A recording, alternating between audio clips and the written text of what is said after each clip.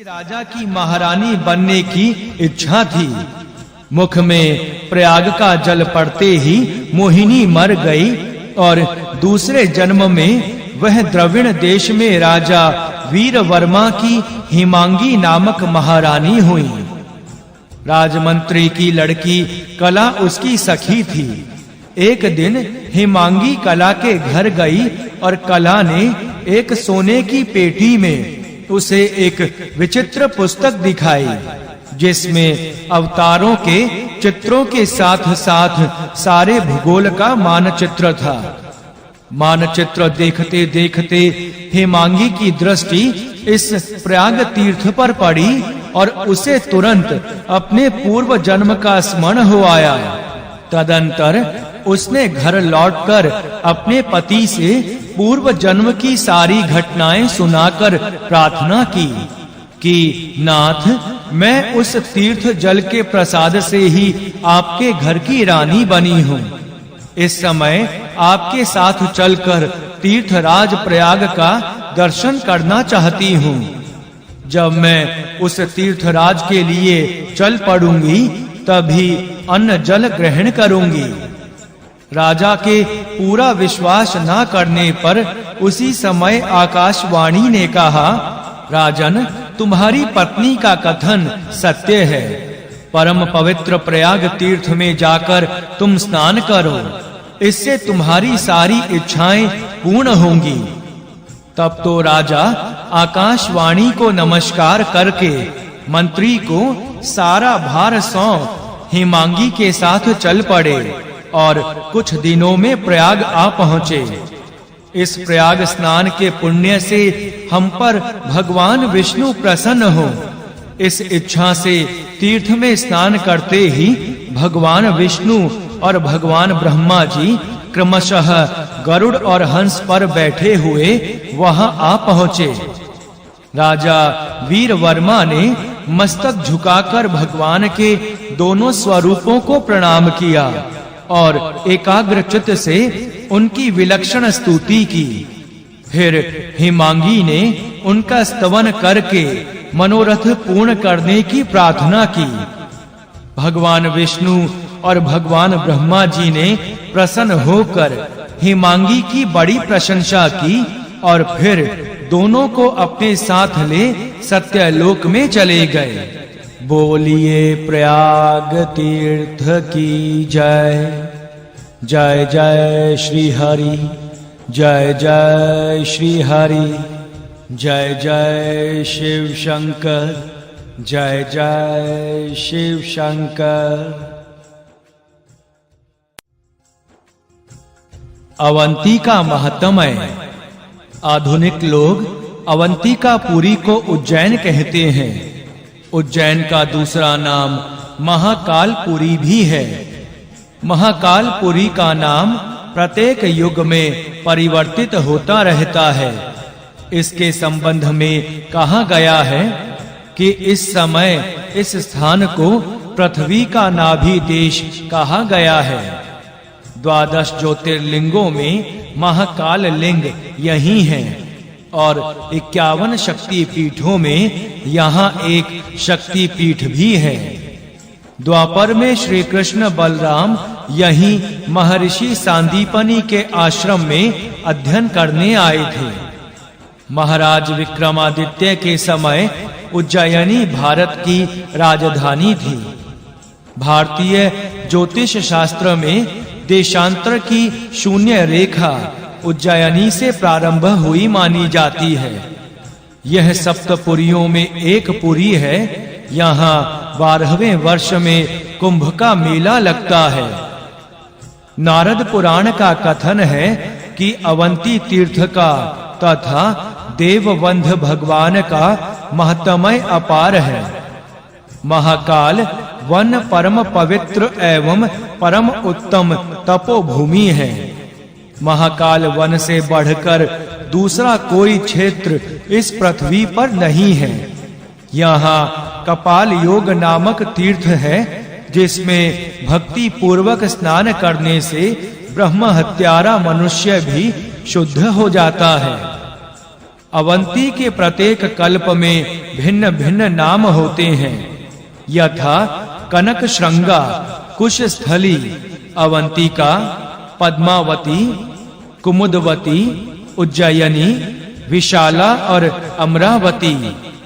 जो मनुष्य क्षिप्रा नदी में स्नान करके भगवान महेश्वर की पूजा करता है, वह भगवान महादेव जी तथा महादेव जी की कृपा से संपूर्ण कामनाओं को पा लेता है। क्षिप्रा नदी सर्वत्र पुण्यदायिनी, अतिशय पवित्र तथा पापहारिणी है, परंतु अवंतीपुरी में उसका महत्व बहुत बढ़ जाता है।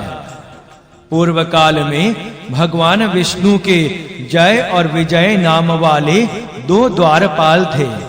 वे दोनों सदा वैकुंठ के द्वार पर खड़े रहते थे। एक समय भगवान ब्रह्मा जी के मानस पुत्र सनकादि स्वेच्छा से विष्णु जी के परम धाम में पधारे।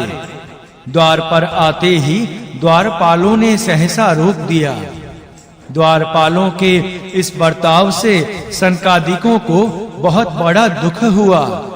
परिणामतः उन मुनि कुमारों ने जय विजय को असुर होने का शाप दे दिया। सनकादि कुमारों के द्वारा शापित होकर वे दोनों जय और विजय तत्काल आसुरी योनि में चले गए। वे दोनों प्रथम जन्म में हिरण्याकश्यप और हिरण्याक्ष, दूसरे जन्म में कुंभकर्ण तथा रावण और तीसरे जन्म में दंतवक्त्र एवं शिशुपाल कहलाए। हिरण्याक्ष नामक दैत्य बड़ा बलवान था। उसके अत्याचारों से चारों ओर हाहाकार मच गया। वह पृथ्वी को रसातल लेकर चला गया। संसार की ऐसी दुर्अवस्था देख भगवान विष्णु ने वाराह रूप से प्रकट होकर पृथ्वी का उद्धार किया।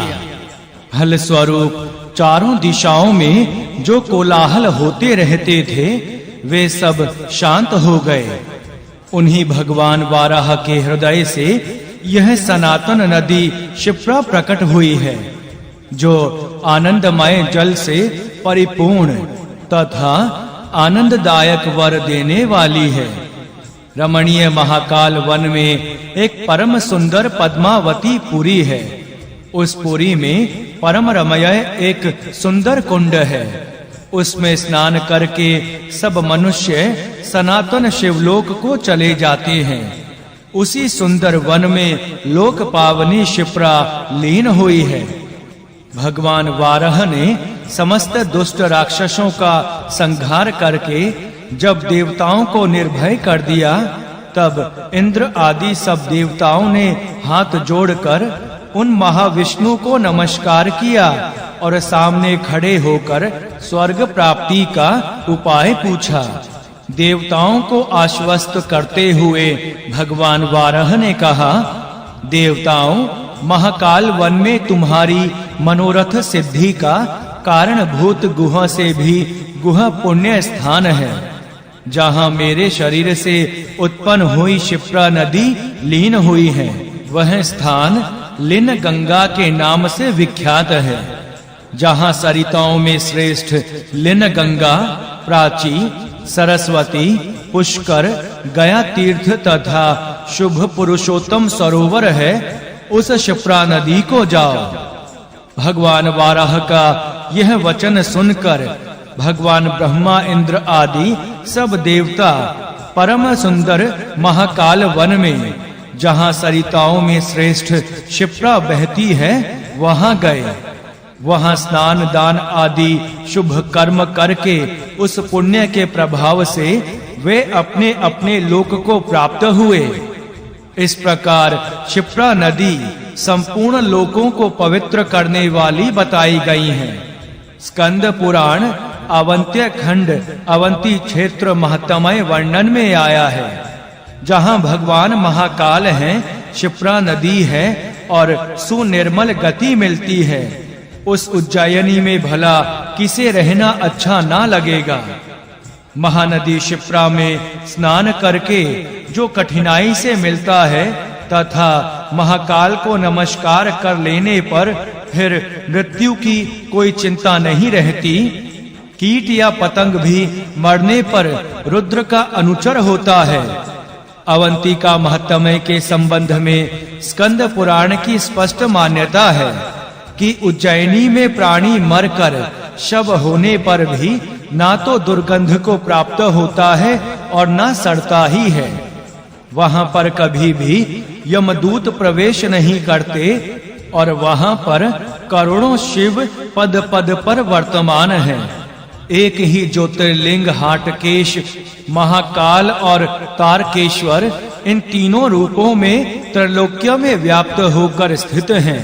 जो द्विजाति गण इस उज्जैनी सिद्ध वट में ज्योति स्वरूप ज्योतिर्लिंग अथवा श्री महाकालेश्वर के दर्शन करते हैं, वे पुण्य राशि परम ज्योति को देख लेते हैं।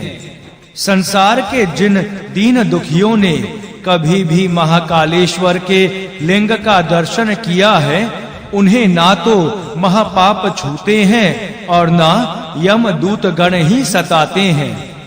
महाकाल महाकाल महाकाल इस प्रकार सर्वदा स्मरण करने वालों को कामदेव के पिता श्री विष्णु और शत्रु श्री शिव ये दोनों स्मरण करते रहते हैं।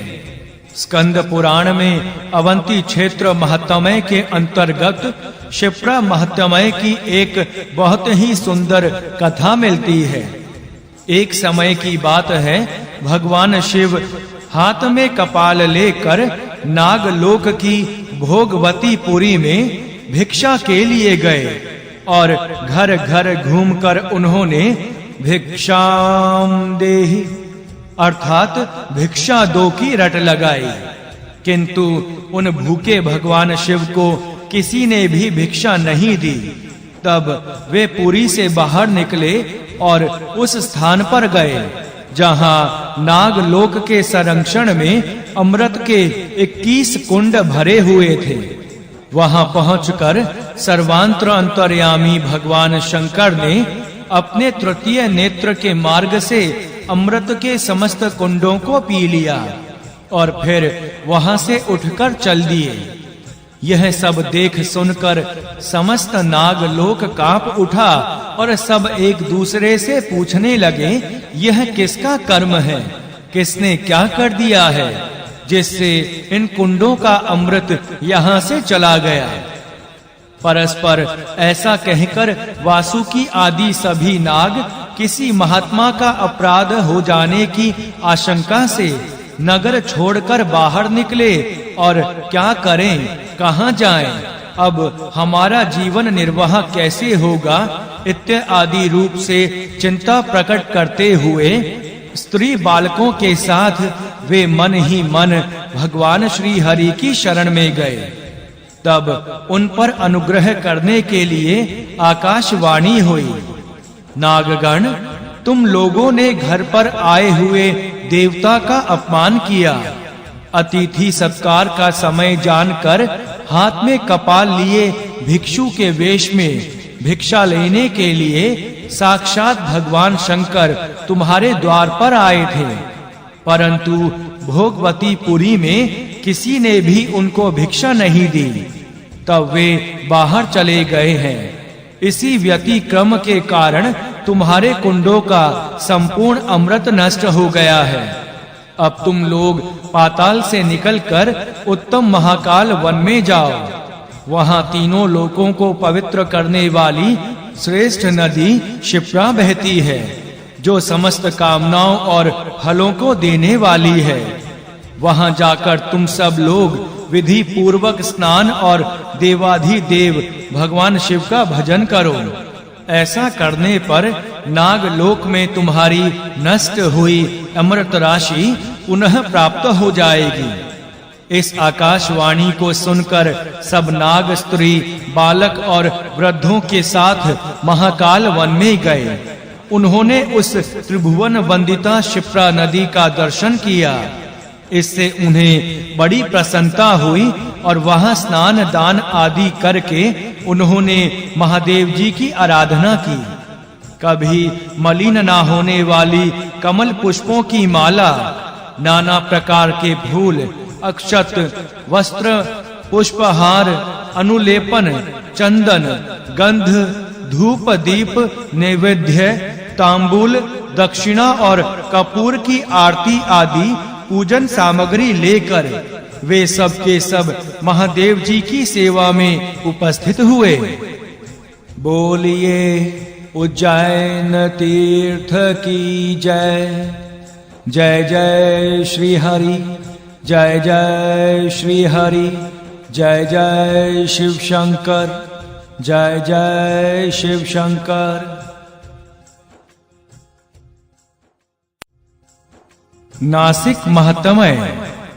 नासिक को गोदावरी, पंचवटी और गौतमी आदि नामों से भी जाना जाता है। जहां श्री लक्ष्मण जी ने रावण की बहन शूर्पणखा की नाक काटी थी और जहां सीता हरण हुआ था, वह स्थान नासिक पंचवटी के नाम से प्रसिद्ध है। नासिक पंचवटी से थोड़ी दूर भगवान त्र्यंबकेश्वर का स्थान है। यहाँ के निकटवर्ती ब्रह्मगिरि नामक पर्वत से पूत सलीला गोदावरी निकलती हैं, जो महत्मय उत्तर भारत में पाप विमोचनी गंगा का है, वही दक्षिण में गोदावरी का है। दक्षिण में यह गंगा नाम से ही प्रख्यात है। जैसे इस पृथ्वी पर गंगा अवतरण का श्रेय तपस्वी भगीरथ को है, वैसे ही गोदावरी का प्रवाह ऋषि श्रेष्ठ गौतम की घोर तपस्या का फल है, जो उन्हें भगवान आशुतोष से प्राप्त हुआ था। भगीरथ के प्रयत्न से भूतल पर अवतरित हुई माता गंगा जैसे भागीरथी कहलाती हैं, वैसे ही गौतम ऋषि की तपस्या के फल स्वरूप आई हुई गोदावरी का दूसरा नाम गौतमी है। इनकी भी महिमा बहुत अधिक है। बृहस्पति के सिंह राशि में आने पर यहाँ बड़ा भारी कुंभ का मेला लगता है। इस कुंभ के अवसर पर गोदावरी स्नान का बड़ा भारी महत्मय है। इन्हीं पुण्य तोया गोदावरी के उद्गम स्थान के समीप स्थित त्र्यंबकेश्वर भगवान की भी बड़ी भारी महिमा है। गौतम ऋषि तथा गोदावरी के प्रार्थना अनुसार भगवान शिव ने इस स्थान में निवास करने की कृपा की और त्र्यंबकेश्वर नाम से विख्यात हुए। मंदिर के अंदर एक छोटे से गड्ढे में 3 छोटे-छोटे लिंग हैं, जो भगवान ब्रह्मा, भगवान विष्णु और भगवान शिव, इन तीनों देवों के प्रतीक माने जाते हैं। भगवान शिव पुराण के अनुसार त्र्यंबकेश्वर के दर्शन और पूजन करने वाले की इस लोक और परलोक में सदा आनंद रहता है। ब्रह्मगिरि पर्वत के ऊपर जाने के लिए चौड़ी-चौड़ी 700 सीढ़ियां बनी हुई हैं। इन सीढ़ियों पर चढ़ने के बाद राम कुंड और लक्ष्मण कुंड मिलते हैं और शिखर के ऊपर पहुंचने पर गौमुख से निकलती हुई भगवती गोदावरी के दर्शन होते हैं। नासिक महात्म्य के वर्णन प्रसंग में शिव पुराण रुद्र संहिता अध्याय 24 में कहा गया है। इसका आशय यह है कि सिंह की बृहस्पति में संपूर्ण देवता तथा तीर्थ पुष्कर आदि सरोवर, गंगा आदि नदियां, वासुदेव आदि अनेक देवता गौतमी में निवास करते हैं। गोदावरी में सिंहस्थ पर्व के समय देव, दानव, यक्ष और मनुष्य आदि जो कोई गौतमी गंगा का स्नान तथा पान करेगा, वह समस्त संकटों से मुक्त होकर सर्व विजय होगा। सिंहस्थ गुरु के समय गोदावरी में विधि पूर्वक स्नान, पूजा पाठ तथा दान करने से मोक्ष पद की प्राप्ति होती है। जो मनुष्य गोदावरी में कुंभ पर्व के समय इंद्र तीर्थ में स्नान कर त्रयंबकेश्वर के दर्शन करता है वह समस्त पापों से छुटकारा प्राप्त कर इंद्रलोक में जाता है और कुंभ पर्व पर इंद्र तीर्थ में स्नान दान आदि कर पितरों का श्राद्ध तर्पण करता है। वह पितृ शरण से मुक्त होकर अक्षय सुख की प्राप्ति करता है। रुद्र संहिता अध्याय 27 में वर्णन आया है कि जो कोई कुंभ पर्व के अवसर पर सिंहस्थ में गोदावरी में विधि पूर्वक स्नान तथा त्रयंबक का दर्शन करता है उसे समस्त तीर्थों के स्नान तथा समस्त देवताओं की आराधना एवं दर्शन का पुण्य फल प्राप्त होता है। साथ ही उस मनुष्य के समस्त पापों की निवृत्ति भी हो जाती है। वैसे तो तीनों लोकों में व्याप्त रहने वाली गोदावरी के स्नान दर्शन